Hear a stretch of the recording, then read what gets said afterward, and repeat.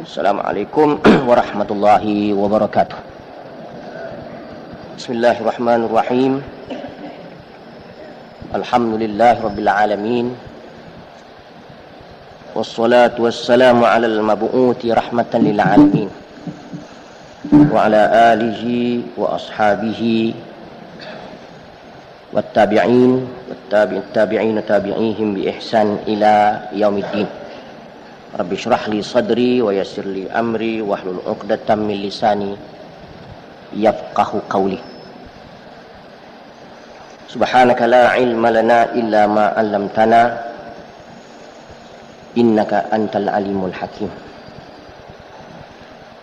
Saudara pengurusi dan tuan kuasa masjid, tuan imam, tuan-tuan, puan-puan, peminat-minat cerita jin sekalian. Alhamdulillah, dengan izin dan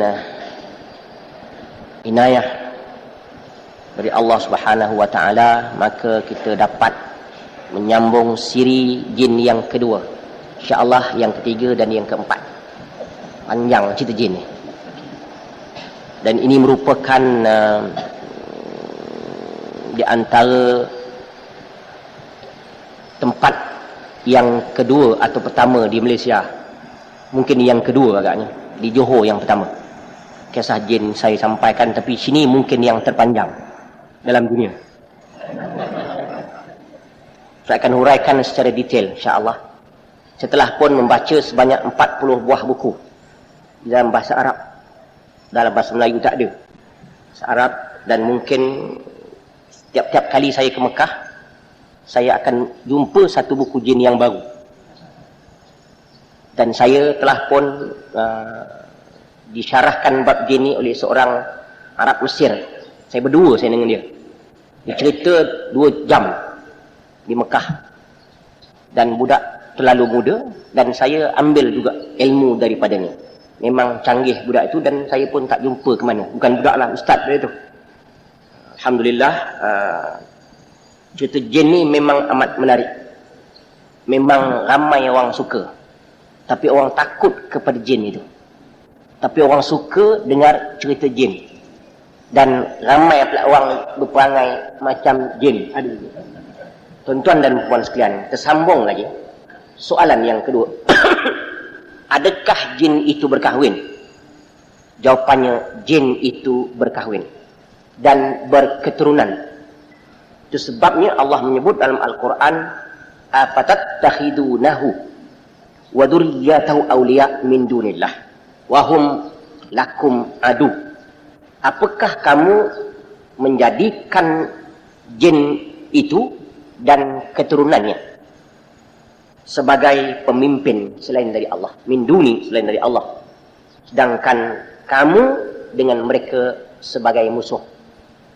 Menunjukkan jin ini ada anak pinak.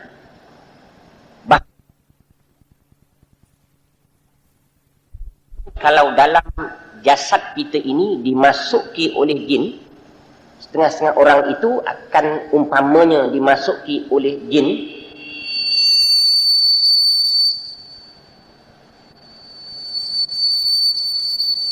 Jin itu. Dia kalau beranak terlalu ramai. Itu sebab saya pesankan, saya akan terangkan nanti satu ketika bagaimana orang sihir kita. Bagaimana orang boleh sihir, mengapa kita kena sihir, dan apa cara dia. Dia kalau masuk dalam badan kita ni 2 ekor cukuplah. Suami isteri masuk. Dia kalau beranak, mungkin setahun 1000 ekor. Boleh jadi. Itu sebabnya kadang-kadang saya pernah keluarkan jin dalam badan di Mekah. Kadang-kadang berbotol-botol. Maknanya mungkin makan 80 botol, 1 botol jin itu kita masukkan dalam botol.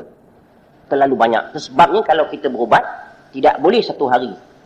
Mungkin makan setahun, 2 tahun, baru jin habis. Kerana yang penghujungnya itu, dia terlalu payah nak keluar dari badan. Sudah sebati. Ini kita sambung kemudian. Jadi artinya, mereka beranak. Mereka bercucu. Mereka bercicit. Macam manusia. Sebabnya, Nabi menyebut innal jinna yatawaladun. Jin itu beranak pinak. Ramai anak. Kama yatawaladu banu Adam. Sebagaimana beranak pinaknya Bani Adam. Wahum aktsaru adadan, dan mereka sebenarnya terlalu ramai bilangannya. Sebagaimana yang telah dijelaskan pada ceramah yang lalu, bahawa jin nisbahnya ialah 9%. Manusia 1%. Maknanya kalau manusia ini sekarang berapa ada? 5 bilion. Maka dia berapa? 45 bilion. Mungkin lebih. Kan ramai tu. Tak pening kita. Ramainya jin. Ramai ke banyak ke? Banyak. Terus banyak sebut jin ni ekor ke orang ke payah. Penjodoh bilangan dia. Kemudian, itu satu bab. Maka jawapannya, jin ini berkahwin. Wallahu a'lam. Bagaimana dia kahwin, kita pun tak tahu. Tapi dia menurut syariat Nabi kita Muhammad sallallahu alaihi wasallam, kalau mereka Islam, pakai saksi dan pakai wali. Sama.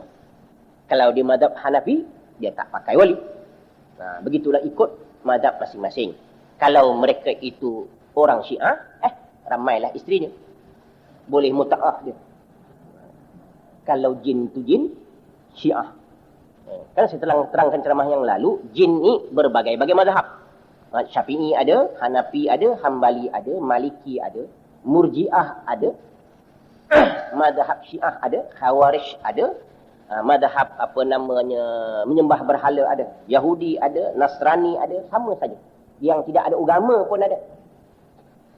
Yang kafir pun ada, yang mulhid, yang etis pun ada, yang komunis pun ada. Sama saja. Sama manusia, tidak beza. Hanya bezanya dia kita nampak, dia kita tak nampak, kita dia nampak. Tetapi di mahsyar nanti, dia tak nampak kita nampak dia. Baru dia tahu. Di akhirat besok, kita nampak dia. Dia tak nampak kita, balas balik. Walau bagaimanapun, jin ni umurnya panjang. Jin ni umurnya panjang. Tetapi apabila dia nak mati, dia minta Allah Ta'ala mudahkan dia balik. Baru dia mati. Dia nak merasa muda balik. Allah Ta'ala beri juga dia. Jin ni muda, tua dia. Muda balik. Maka baru dia mati. Dia akan diletakkan di bawah tanah juga. Jin mati. Yang tak mati, Azazil tu. Azazil tu minta, Rabbi anzirni ila yaumi yub'atsun. Qala fa innaka minal munzarin ila yaumil waqtil ma'lum. Ya Allah, tangguhkan aku sampai nanti hari kiamat. Allah Ta'ala kata, fa innaka minal munzarin, kamu akan ditangguhkan ila yaumil waqtil ma'lum, pada satu hari yang ditentukan. Azazil minta dia mati selepas tiupan sangkala yang kedua. Allah Ta'ala tolak permintaan tu. Allah Ta'ala beri dia mati pada tiupan sangkala yang pertama, supaya dia rasa mati. Kalau tiupan sangkala yang kedua, dia tak merasa mati. Pasal kullu man 'alaiha fan. Setiap makhluk dalam dunia ni mesti mati. Mesti mati. Dengan demikian Azazil mati. Tapi lambat dia mati pasal permohonan dia kepada Allah Subhanahu wa Ta'ala. Walau bagaimanapun, pada suatu ketika Nabi kita Muhammad sallallahu alaihi wasallam telah nampak bertemu dengan Azazil berjalan di Mekah. Bongkok dia, pegang tongkat dan meleleh helio dah. Dia pun nak menyesal hidup lama sangat. Nabi kata, wahai Abu Bakar, kau nampak siapa depan tu? Dia nampak Rasulullah. Itulah Azazil. Maknanya dia pernah dilihat oleh Rasulullah sallallahu alaihi wasallam dan pernah bertemu dengan Nabi kita Muhammad sallallahu alaihi wasallam. Dan Allah Ta'ala haramkan jin ini atau iblis ini menyerupai Nabi. Sebab kita kalau bermimpi bertemu dengan Nabi itu tetap benar. Pasal jin atau syaitan tidak boleh merupakan dirinya sebagai muka Nabi.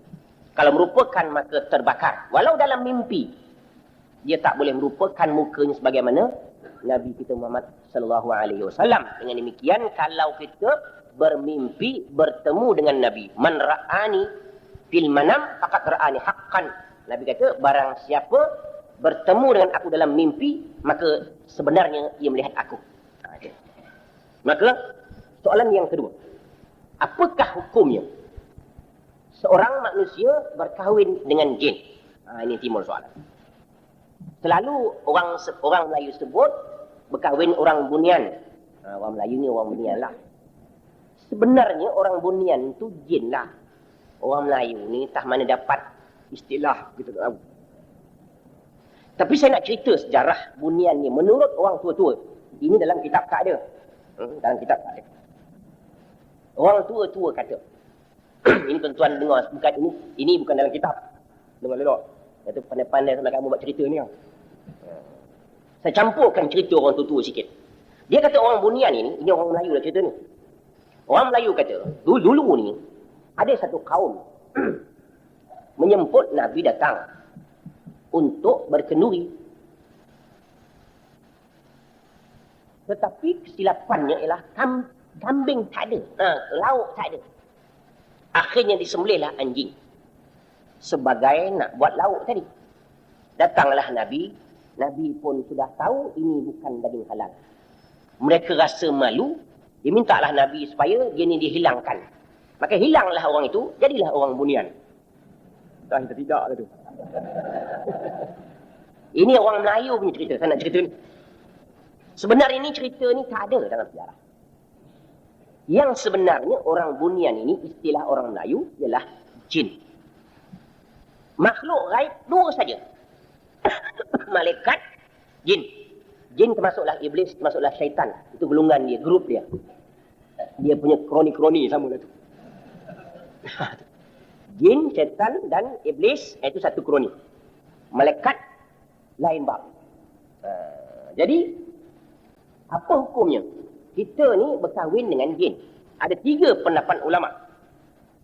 Ada ulama mengatakan hukumnya haram. Tidak sah. Menurut mazhab Syafi'i. Tidak sah berkahwin dengan jin. Pasal firman Allah, min ayatihi an khalaqalakum min anfusikum azwaja litaskunu ilaiha wa ja'ala bainakum mawaddatan wa rahmah. Inna fi zalika laayatin liqaumin yatafakkarun. Maksudnya dan di antara tanda-tanda kebesaran Allah dijadikannya pasangan kamu itu dari bangsamu sendiri. Mana orang manusialah.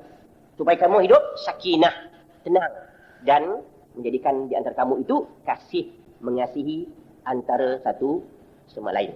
Dia kata, kan Allah telah sebut dah pasanganmu, bangsamu. Menurut mazhab Syafi'i tidak sah.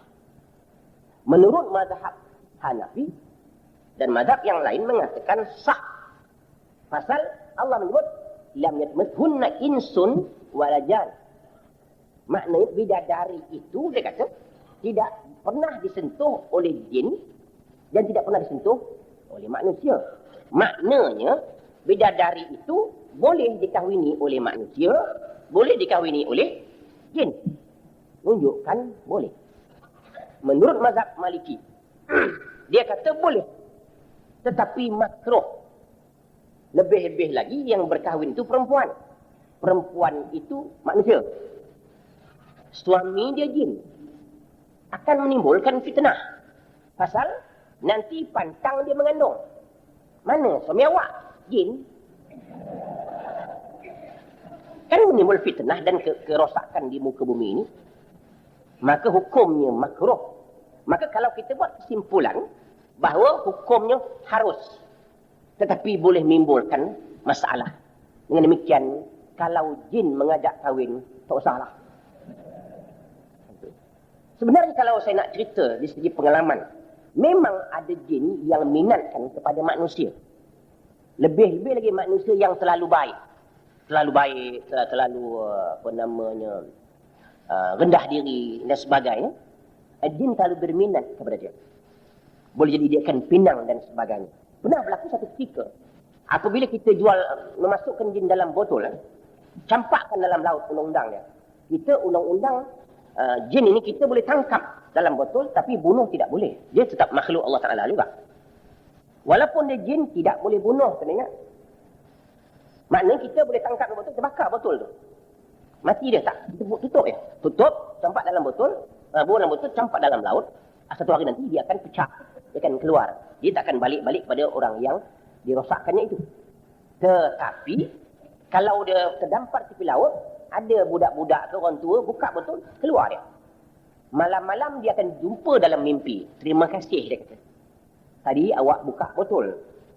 Saya sudah keluar, saya pun berhajat untuk berterima kasih dan berkahwin dengan awak. Macam. Itu dia. Boleh berlaku. Jadi artinya ini boleh berlaku. Kita dengan rasa rendah diri, kita menolak. Akan menimbul masalah. Banyak berlaku di Mesir. Orang berkahwin, ada berkahwin dengan jin.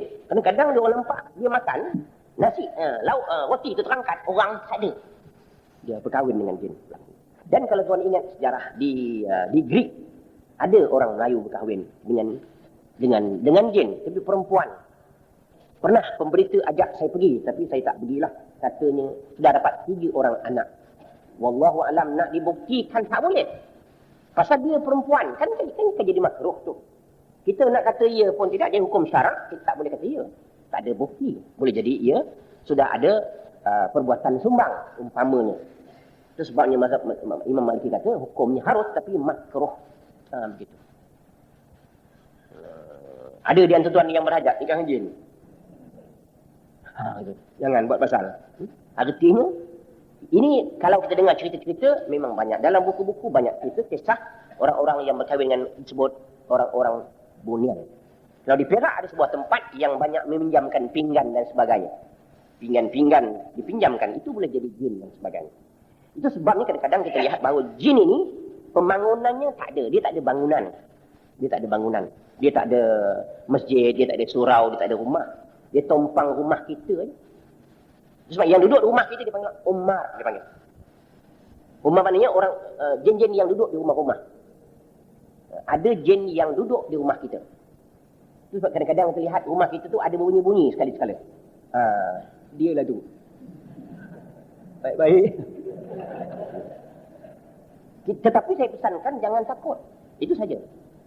Ada jin yang tinggal saja. Dia tidak ganggu. Mungkin dia tompang, mungkin dia singgah, mungkin dia berminat, mungkin dia ada urusan. Urusan dia kadang-kadang dia mengintai tuan rumah itu. Apa tuan rumah buat? Itu tugas dia. Jin itu, dia kerja tak ada. Dia tak ada pejabat. Dia tak ada pejabat. Tapi dia berkumpul ada. Sama-sama dia berkumpul juga. Kemudian.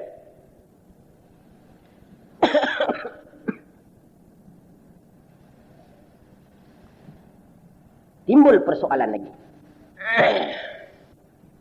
Ada orang bertanya, bagaimana, apakah sebabnya berlakunya anak-anak manusia ini yang bersifat pondan, khunsa. Jarang orang soal. Dan tak pernah orang soal pun. Bukan jarang, tak pernah orang tanya saya pun, mengapa pondan ni berlaku? Pondan ni bahasa kasar, khunsa lah. Tapi orang tak reti lah khunsa ni. Pondan lah senang. Tentuan kalau ikut fiqah, fiqah payah. Saya pun nak ingatkan payah khunsa ni. Dalam bab fiqah ni payah. Dia ada khunsa muskil satu. Khunsa satu, khunsa muskil satu.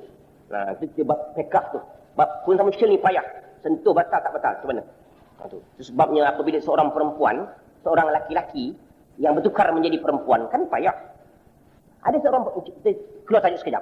Seorang perempuan, seorang lelaki, telefon saya. Ustaz, kata dulu saya lelaki. Sekarang saya dah jadi perempuan, dia kata. Saya kata dulu lelaki sungguh. Ya, semua ada ke? Semua ada. Kita betul ni. Dia menangis-nangis nak tobat, tanya saya ni. Sekarang sudah jadi perempuan, dia kata. Dia sudah pakai tudung lah. Dia sudah insaf sebagainya. Jadi, boleh tak saya jadi perempuan juga? Kan susah nak jawab tu. Pasal hukum dia tetap lelaki. Hukum dia tetap lelaki. Dia tak boleh jadi perempuan pasal dia lelaki. Walaupun dia sudah menjadi perempuan, hormon dia sudah tukar. sudah ada buah dada dan sebagainya adalah. Kenapa? Jadi bagaimana nak sembahyang mana dia sekarang? Nak sembahyang belah perempuan, suara dia lelaki. Takkan penuh nak jawab. Boleh? Awak sana ya? Saya sini lah. Letak pula sab lelaki, tak pening orang lelaki. Ini lelaki mana bersobah dada. Menangis dia. Saya kata tak boleh hukum, tak boleh. Awak tetap juga lelaki. Habis tu bab itu dikira apa namanya? Pondan, bukan pondan, perempuan buatan lah. Sekarang ni apakah menyebabkan seorang itu menjadi pondan? Kita baca hadis dia. An Ibn Abbas, idza atar rajulu mar'atahu wa hiya haidun sabaqahu syaitan ilaiha fahamalat faja'at bil mukhannath wal mukhannathun auladul jin. Maksudnya, apabila seorang lelaki mendatangi isterinya dalam keadaan isteri itu haid, maka dia didahului oleh syaitan. Maka lahirlah anaknya, anak pondan. Maka pondan itu anak-anak jin. Ingat tu.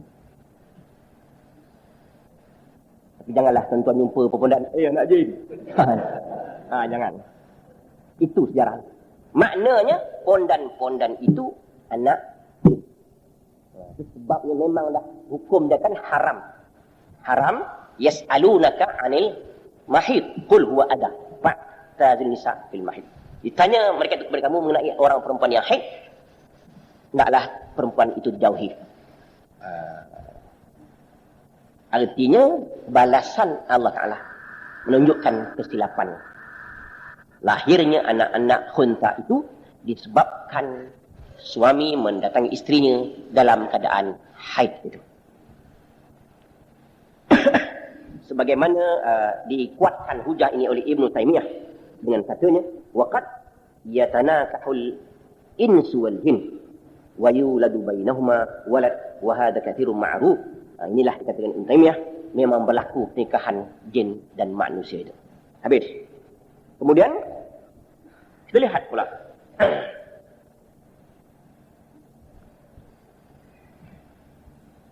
apakah hukumnya? Apakah wajib mandi sekiranya jin itu menyetubuhi manusia? Banyak juga berlaku nak cerita tuan-tuan. Setengah-setengah kita ni, masa muda-muda dulu, dia pernah menuntut ilmu salah. Ini saya terangkan senang-senang. Tuan faham betul ni. Ini serius. Masa muda-muda dahulu dia menuntut ilmu salah. Seorang perempuan, dia menuntut ilmu salah masa muda-muda dulu. Ilmu yang dituntut, ilmu jin. Ilmu untuk menundukkan suami atau sebagainya. Atau sekurang-kurangnya dia mahu suami sayangkan dia. Tapi ilmu salah. Kena ingat tu. Itu saya pesankan tuan-tuan. Kadang-kadang kita ni tak tahu. Kawan-kawan baik kita, sahabat kita, saudara kita dan sebagainya mengatakan bahawa kau ambil ilmu ni, besok suami kau sayang. Kita pun tak tahu. Ambillah ilmu. Ambil ilmu tu ambil segitulah. Dan amalkan sekali-sekala amal-amal. Tiba-tiba masa kita tua, kita pun tinggalkan ilmu itu. Dan kita pun menjadi orang baik.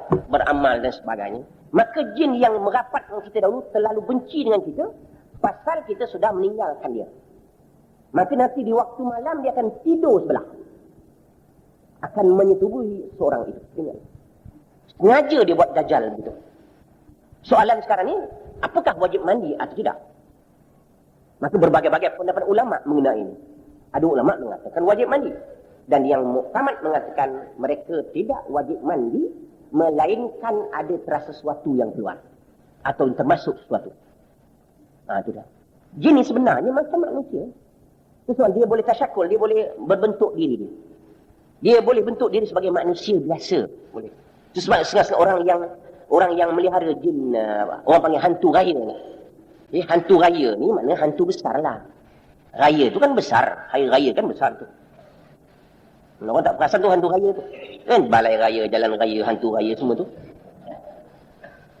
Apabila orang tu melihara hantu raya tu, malam-malam suami dia pergi kerja, tapi suami dia balik malam itu juga. Maka berjadilah suami isteri pada malam itu. Besok dia tanya, pasal apa malam tak ada kerja? Kan saya kerja. Ini banyak berlaku. Dan banyak cerita ni sampai kepada saya. Isteri yang ceritakan, bagaimana nak buat sekarang. Suami dia tak balik, tapi balik. Betul-betul macam suami dia. Tak dapat dinafikan. Ini dia. Itu ilmu yang dituntut itu sudah berbentuk. Jin sudah berbentuk. Ini dia. Itu sebabnya pesankan orang-orang kita dulu, orang-orang Melayu dulu ni memang rajin untuk ilmu. Rajin semua. Ilmu kebal untuk nahan angin dan sebagainya. Untunglah sekejap sebelum tua. Tapi setelah nak mati amat payah. Terlalu seksa mati. Kita terangkan kemudian. Kemudian, adakah kita boleh menyoal jin ni? Perkara-perkara yang akan datang. Sebenarnya, sebelum turun Al-Quran, sebelum turun wahyu, jin-jin ini kesemuanya masih boleh mendengar berita-berita langit. Mereka mengintai-intai berita langit dari malaikat-malaikat yang bercakap-cakap sesama sendiri. Wa anna kunna naq'udu minha maqa'ida lis-sam'i. Dulu kami duduk dekat dengan langit tu. Amai yastami'an yajid law syiabar rasada. Sekarang kalau dengar akan dilontar dengan api. Dulu ya. Saya juga dengar apabila ramalan-ramalan sebelum Nabi lahir, ramalan-ramalan kita nujum di Yaman semua ini tepat. Nabi akan lahir. Kan nujum zaman Fir'aun kan tahu akan lahir Nabi Musa. Pak nujum. Maka setelah lahirnya wahyu, jin-jin tak dapat naik ke langit, naik kena. Contoh lihat ya. Apabila dulu ni segala berita-berita turun dari langit bawah betul. Maka sampailah ke bentuk nujum. Betul. Apabila betul, nujum pun sudah confident apa yang disampaikan oleh jin. Sampailah bila-bila pun dia percaya. Pasal asalnya percaya. 10 kali dia percaya, sudah. Lepas tu jin pembohong dia, buat nujum percaya juga. Nampak? Sampai sekarang Pak Nujum masih berjalan. Jadi saya pesankan tuan-tuan, jangan sekali-kali pergi kepada bomoh yang bernujum. Jangan, hukum syirik. Ini yang nak kita sampaikan cerita jin ni, bukan cerita hantu yang sampaikan. Jangan sekali-kali kita pergi jumpa dengan bomoh yang meramalkan sesuatu. Pergi aja. Melangkah saja 40 hari sembahyang, tuan-tuan. Ini 40 hari. Man ata arrafan.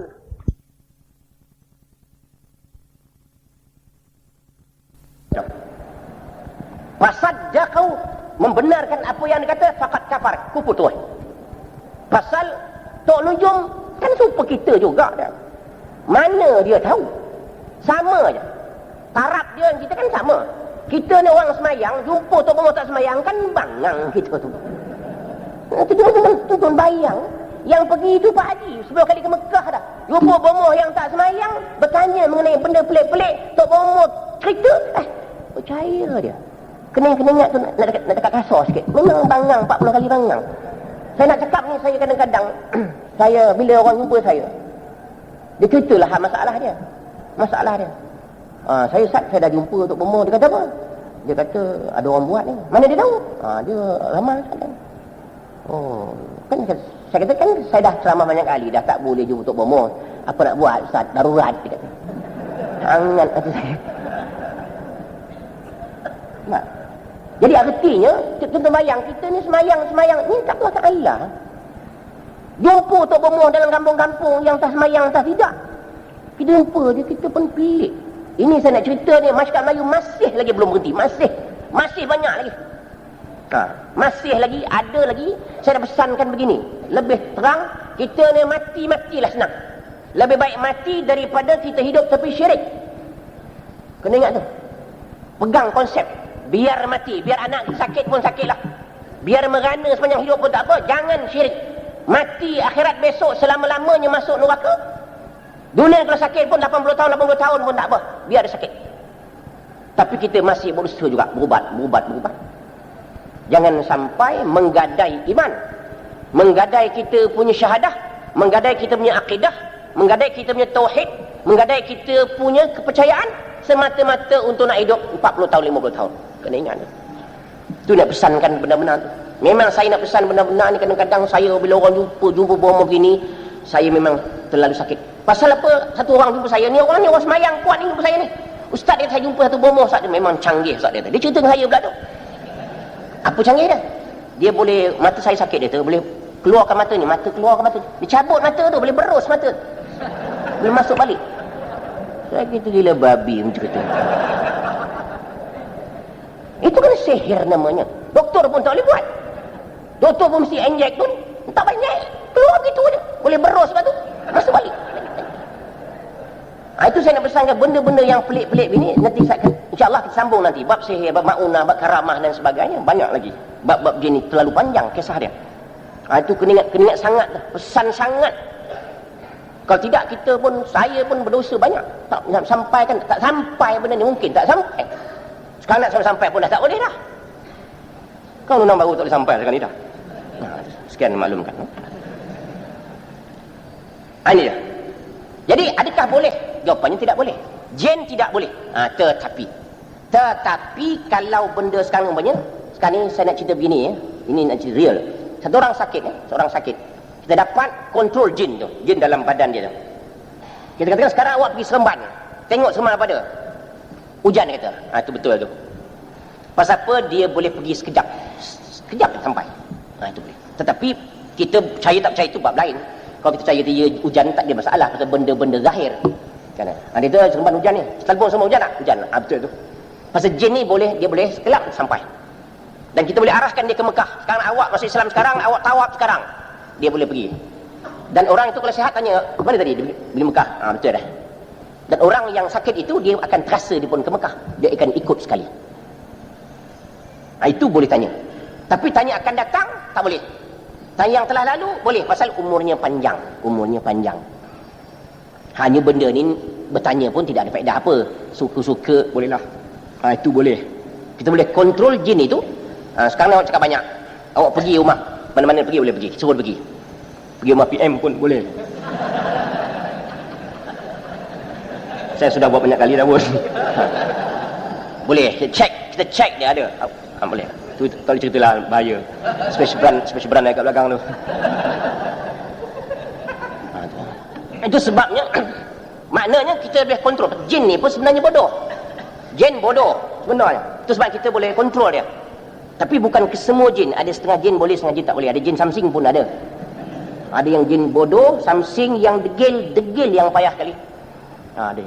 Dan mereka macam kita ingat cerita sejarah apa nama yang saya ceritakan minggu lepas, bulan lepas, Asif bin Burkhiyah kan boleh apa namanya, Ifrit boleh angkat daripada Yaman ke Palestin kan sekejap sampai.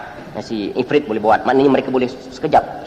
Dia boleh merentas zaman apa namanya waktu dengan secara yang singkat. Itu boleh. Kemudian soalan bagaimana jin masuk dalam jasad manusia? Sebelum itu saya ceritakan tahdirul arwah. Tahdirul arwah ni saya nak cerita. Ini kan sebenarnya ujung takut terlupa. Tahdirul arwah maknanya tuan-tuan sekali-sekali ya, pergi jumpa bomoh. Bomoh tak sedar.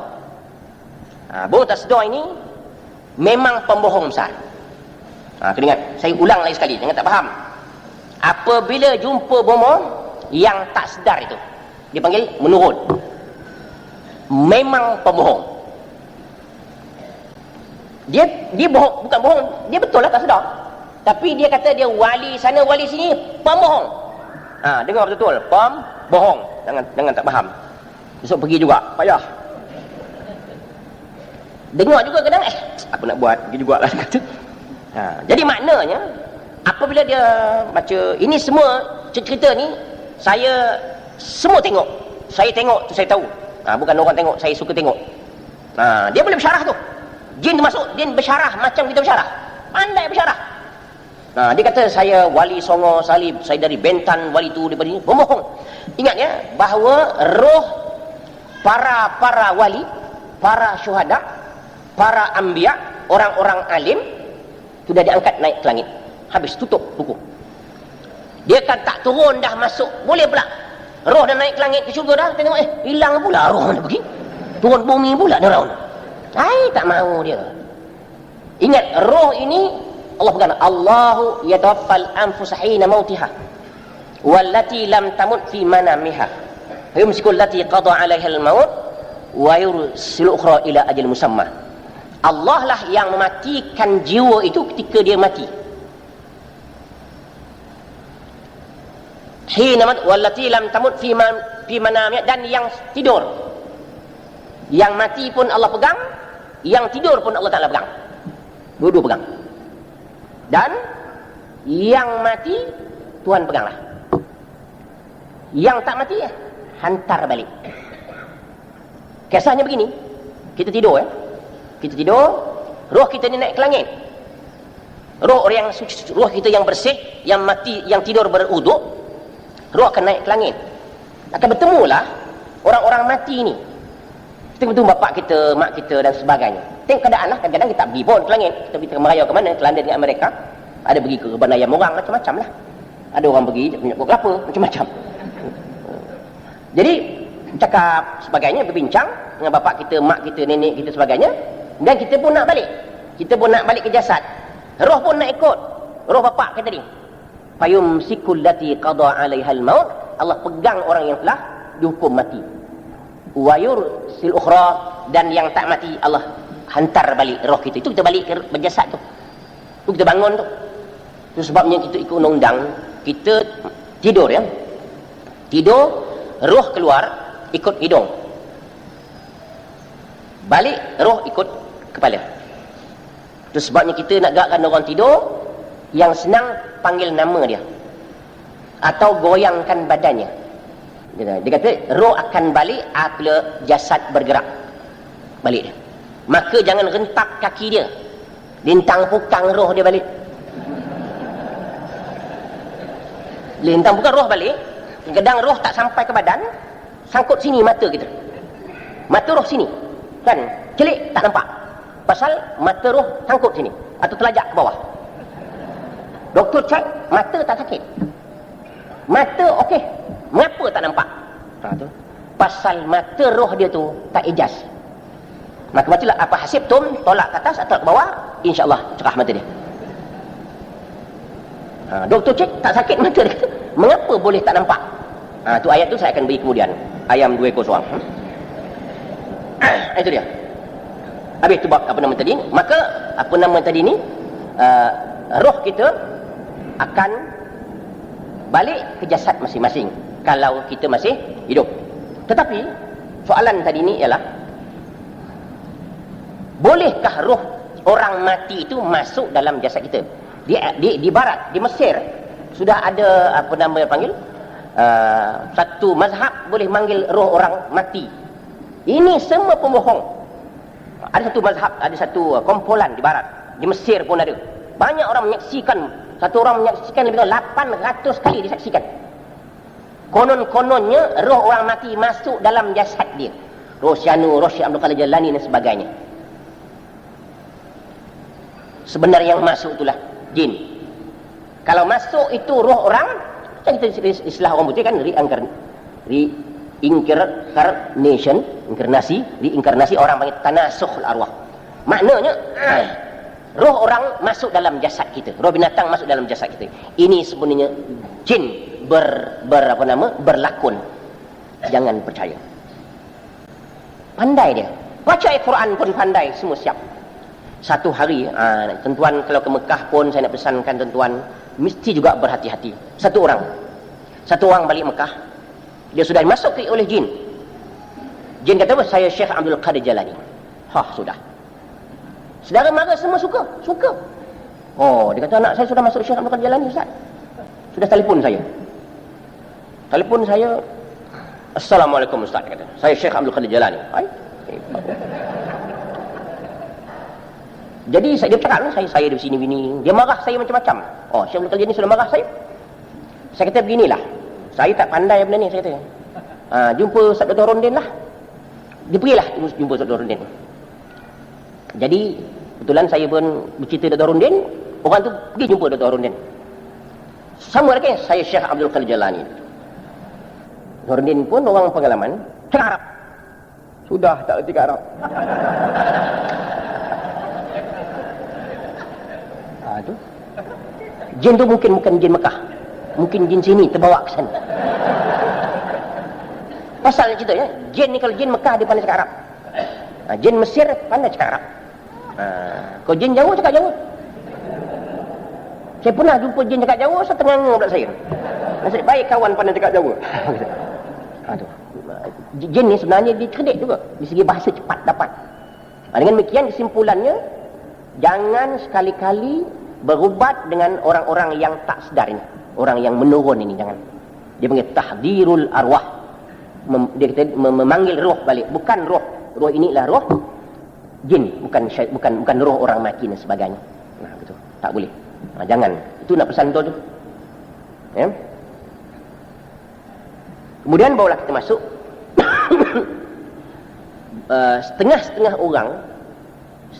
orang tidak percaya kemasukan jin ke dalam jasad manusia.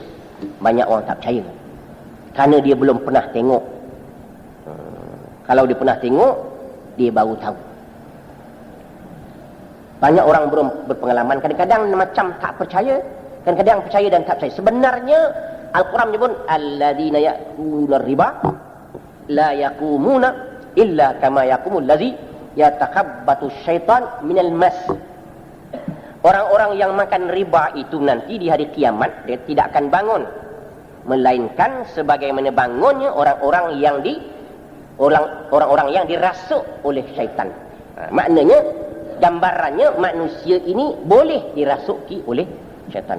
Dia boleh masuk dalam badan.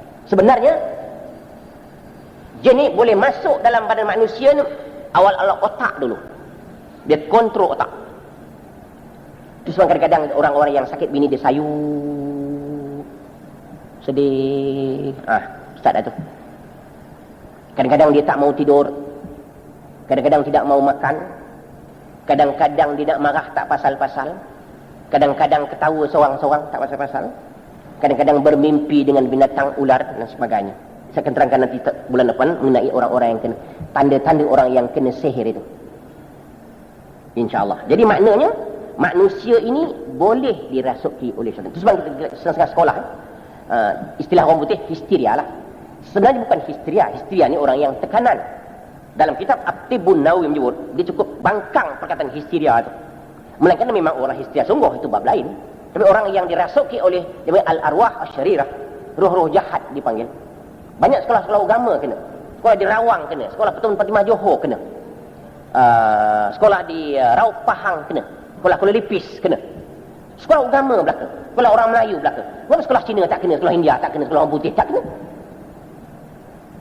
Jarang dengar atau tak pernah dengar pun sekolah Cina kena benda-benda yang pelik-pelik. Bawa sangat dalam tahun lepas seorang satu sekolah kena. Tapi jarang sangat berlaku. Pasal apa jadi begitu? Pasal orang Cina, orang India kan member dia belaka. Pasal apa dia nak ganggu member dia? Yang dia nak ganggu ni ialah orang-orang yang menentang dia. Macam beginilah contoh. Satu hari Iblis bawa anak dia berjalan. Bawa anak dia berjalan untuk kursus bagaimana nak mengasut orang buat jahat. Iblis bos bawa anak dia jalan. Tengok setempat orang sedang berjudi. Ayah, masuk ayah. Orang sedang judi ayah. Ayah tak payah. Apa salah ayah? Kan member kita belaka tu. Nampak? Memang tempat orang berjudi, apa perlu dia masuk? Memang orang dah jadi member dah. Yang nak masuk masjid ni lah. Masjid ni yang masuk. Masjid negara, masjid mana-mana tu. Di Mekah, Kaabah tu banyak. Di Kaabah tu, kan kadang-kadang setengah orang-orang kulit hitam ni, dia jalan tu, dia nak cari jin tu. Dia cari jin. Kadang-kadang jin duduk tu, dia dapat buat balik. Kalau orang Melayu kan yang sekarang cek toyol kat Mekah, memanglah dia niat nak cek toyol, dapatlah niat dia. Itu sebab orang Melayu di sini pandai. Pergi Mekah, ada satu tiang jin merah tiang tu. Ramai sangat orang cari tiang jin. Pasal apa tu? Sekarang dah tak ada cat, dah hilang dah. Wallahualam, saya pun tak tahu di mana. Dulu ada cat merah. Jadi tiang itu sebenarnya dulu berat. Jin yang tolong angkat itu aja. Habis cerita, habis lah cerita. Cakap itu aja. Tapi orang Melayu, itu tiang jin. Dia datang, dia peluk dia belakang tu. Kalau sampai, dapat jin seekor. Tak tahu dapat mana. Ilmu mana dia dapat tu. Nah, dia cek toyol. Pasal memang dapat. Hilang. Kan syaitan kan banyak. Nak cek toyol, dapat toyol berbalik. Nah, maka, mengapa jin ini masuk dalam jasad kita? Saya terangkan ceramah yang lalu. Boleh jadi kita terlanggar kawasan mereka. Boleh jadi. Atau kita kadang-kadang menyembah air panas di waktu malam. Terkena mereka. Boleh jadi kita memaling batu di tengah malam. Boleh jadi kita terlanggar anak dia sedang menyusu. Boleh jadi termasuk kawasan dia yang kita tak. Dia anggap kita sengaja. Sebenarnya kita memang tak sengaja, kita tak nampak. Dia anggap kita, dia menyangka kita sengaja berbuat demikian. Cuma kadang-kadang kan kita pesankan orang tua pesan malam-malam jangan balik senja-senja. Memang waktu senja-senja itu syaitan kan bertebaran. Sedang sedang beroperasi. Kan Nabi pesan waktu senja dia kata panggil anak-anak masuk ke rumah, kan Nabi pesan. Tutup tingkap dan pintu. Kerana syaitan-syaitan tidak akan masuk rumah yang tertutup pintunya. Maknanya syaitan masuk rumah kita kalau terbuka. Tutup dia tak masuk. Mana dia pun ikut undang-undang juga. Padahal kan dia boleh masuk pintu. Kan maksud kan luang-luang kan boleh masuk, tapi dia syaitan ni jin ni kan ikut undang-undang juga dia. Dah tutup sudahlah. Dia tak masuk. Pesankan anak-anak waktu senja orang tua dulu betul dah. Senja masuk senja dah. Betul waktu senja tu dia sedang beroperasi. Tu. Jadi maknanya waktu senja anak-anak pesankan masuk. Itu sebabnya kadang-kadang anak-anak kita dilanggar oleh jin. Kadang-kadang satu budak ni di Singapura dia lempang dia jin, bengkok kepala dia. Bengkok gini kepala dia. Hantar hospital. Doktor kata tak sakit, tak kebalik. Kepala kau bengkok itu. Artinya bila kita ubat cara Islam, elok kepala dia, lurus. X-ray, tak bengkok dia. Tapi leher dia bengkok. Tu. Rupanya jin lempang dia. Tu sebab kita nak buang air kecil mana-mana pun jaga. Jumpa lubang-lubang, dia pancut ke situ je. Dia lepuk dia jin tu kan bengkak. Ni kadang-kadang kita tak sabar-sabar. Satu tiga tu dah kelang. Dia naik basikal macam Hindu betul. Macam Hindu naik basikal. Melalak-lalak macam Hindu. Saya tanya bapak dia. Saya kata, pernah tak ular masuk rumah ni? Pernah. Satu kes kita dapat. Yang kedua, pernah tak singgah mana-mana buang air kecil? Pernah Ustaz. Di mana? Dekat kuil Hindu. Dia kencing, dia buang air kecil dekat kuil Hindu tu. Mungkin jin baring tepi kuil tu. Lentang kawan tu. Dia pancun mulut kawan tu. Maka jin masuk dalam jasad dia. Macam Hindu, budak jahanam gitu. Naik basikal macam Hindu betul. Malah macam Hindu.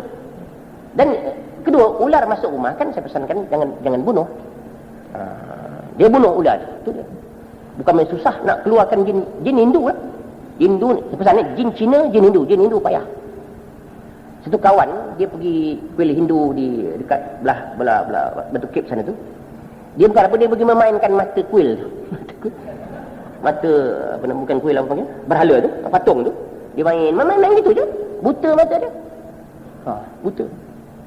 Kena ingat yang membuta ini kita kena jaga akidah. Yang membutakan dia Allah Ta'ala, kena ingat. Penyebab mungkin dia lempang dia jin tu, mata dia buta, itu saja. Mata kita lah, kita pukul orang kan bengkak. Yang membengkakkan Allah Ta'ala. Sebabnya orang tua dulu silap. Dia buat tangkal ketegur.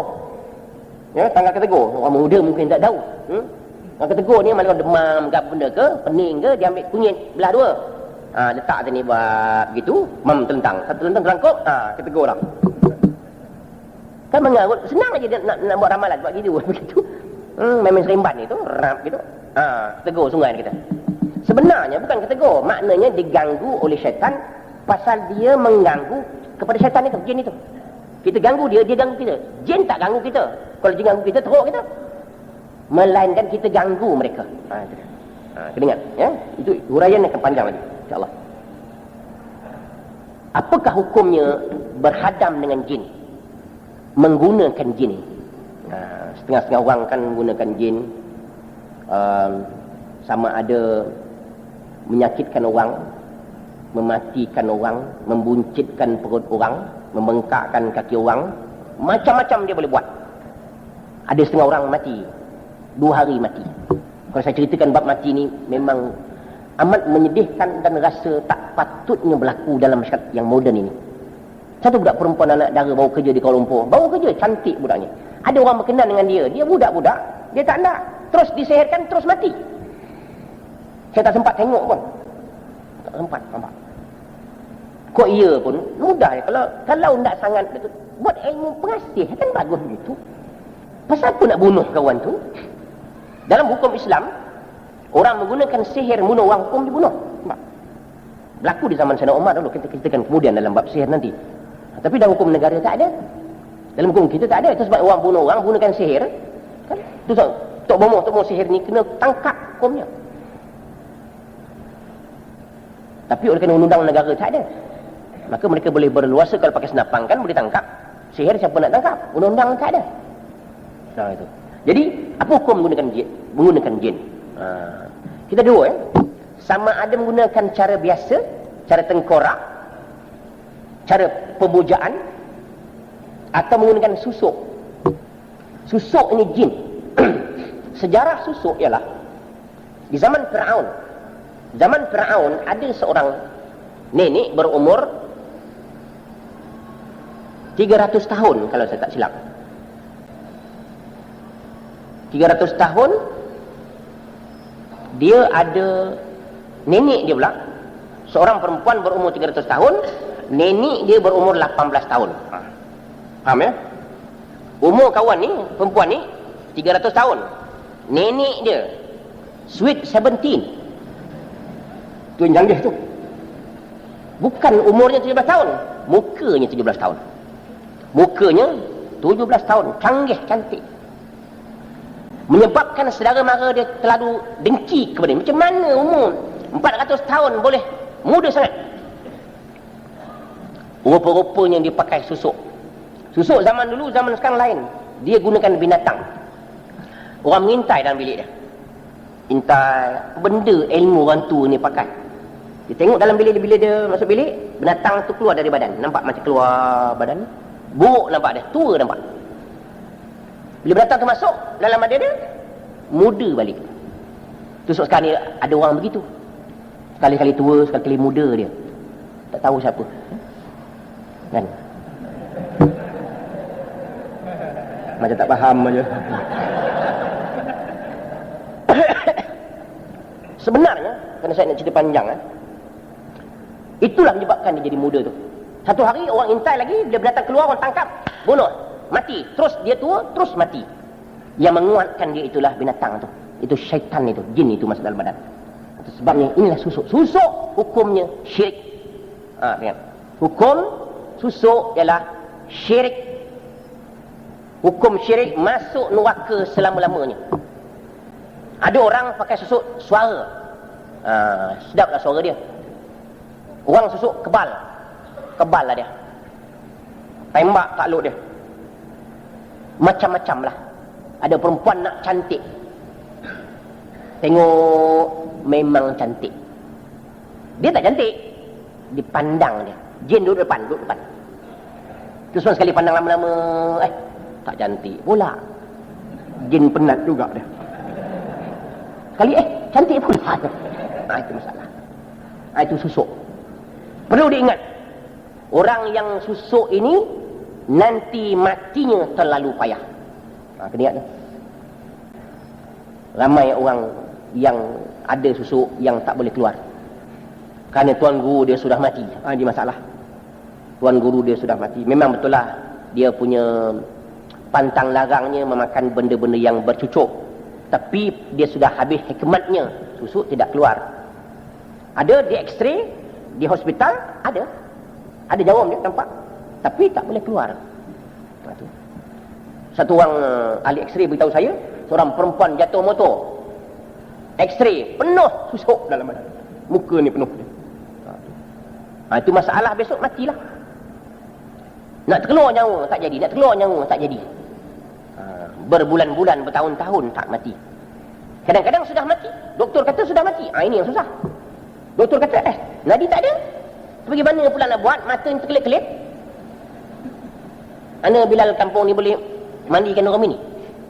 Jero kelim tu. Tak melompat pemilihan lagi tu. Gitu. Ini susah. Makna mesti berusaha untuk buangkan susuk ini.